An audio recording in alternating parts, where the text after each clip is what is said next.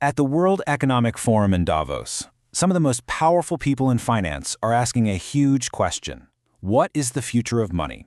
And right at the very center of that conversation is one single transformative idea: tokenization.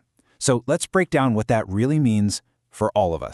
So here's what we're going to cover. First, we'll look at why tokenization is suddenly being called the next financial frontier and what it promises to do. Then we'll get into the big philosophical clash that it's creating. After that, we'll explore the path forward for regulation. And finally, we'll zoom out to see the new global monetary race that's just been kicked off. You know, for a long time, tokenization was seen as this kind of fringe experiment in the world of finance. But what became really clear from the discussions at Davos is that we're at a major turning point. This isn't about small-scale tests anymore. We're talking about a full-scale deployment that could completely reshape the architecture of global markets as we know them. So, what's the engine that's actually driving all this change? Well, at its core, it's the concept of tokenization. And its biggest success story so far is the stablecoin, a digital currency that's pegged to something stable, like the US dollar. It's absolutely fueling this evolution.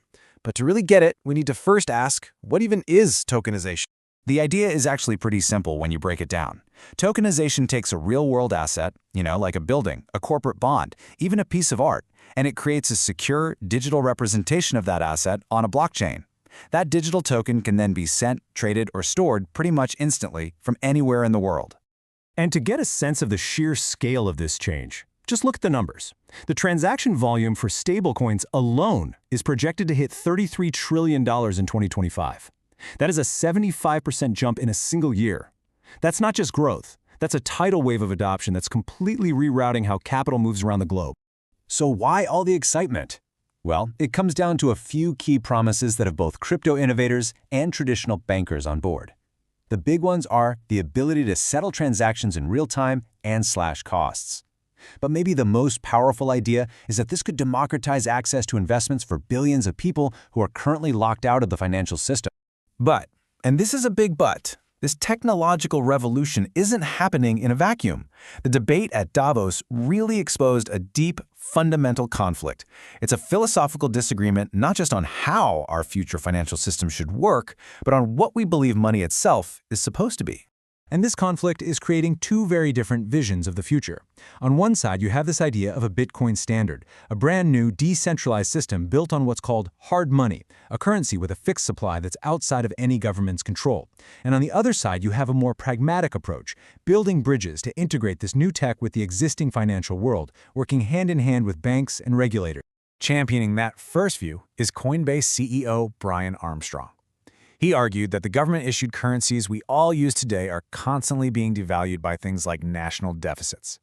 He sees a new system, one anchored by a digitally scarce asset like Bitcoin, as a necessary return to sound money, a way to push back against inflation. But then you get this stark reality check from Ripple's CEO, Brad Garlinghouse. He brought up a warning from the former head of the U.S. Federal Reserve, Ben Bernanke. And his point is this: governments will simply never, ever give up control over money. It's a fundamental pillar of state power, and that puts this vision in direct opposition to the Bitcoin standard. And that's exactly the sentiment you heard from the establishment. The governor of the Bank of France put it this way: money has always been a partnership. You need a public anchor, like a central bank, to provide trust, and you need the private sector to innovate on top of that. To them, completely privatizing money would actually undermine a key function of a democracy. Okay, so you've got these two worlds clashing. How do you possibly navigate a path between them? Well, the consensus on the panel was pretty clear. The only way forward is through regulation. The real challenge, though, is striking the right balance.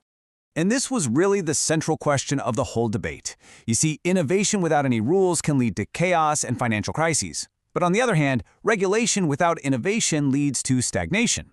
So the goal isn't to stop progress, it's to make sure that progress is built on a solid foundation of trust. And this isn't just talk, by the way. We're already seeing the world's major economies start to build their own frameworks. Europe has already passed its big MiCA legislation, which gives them a real head start when it comes to regulatory clarity. The United States, meanwhile, is in the middle of debating its own proposals to create a set of rules. But at the end of the day, here's what everyone on that stage agreed on, from the crypto innovators to the traditional bankers. Clear rules of the road are essential. As Brad Garlinghouse put it, clarity is better than chaos. But for this market to really grow up, that clarity has to create a level playing field, where the new players and the old guard can all compete fairly. Now, this whole debate isn't just about financial markets. The implications are much, much bigger. What we're really seeing is that tokenization is throwing fuel on the fire of a new geopolitical race, a race for monetary influence, where nations and their currencies are now competing for dominance in a digital world. And right now, there are three main contenders in this race. US dollar-backed stablecoins are dominating the space at the moment, but they're facing a serious challenge from state-led projects like China's digital yuan, which is already being rolled out, and Europe's own plans for a digital euro. Whoever wins this race could very well shape global finance for generations. And for developing nations, the stakes here are incredibly high. On the one hand, tokenization offers this massive upside. It could dramatically lower the costs for cross-border payments and business. But on the other hand, the flood of dollar-backed stablecoins poses a real threat of dollarization, where their own national currency gets pushed aside and they lose control over their own economy. So ultimately, the debate at Davos leaves us with one huge defining question for the future of money. Are we headed towards a radical, decentralized system that operates beyond the control of any state? Or will we see an evolution of the system we have now? A regulated partnership between public trust and private innovation. The final chapter isn't written yet, but the race to define it has already begun.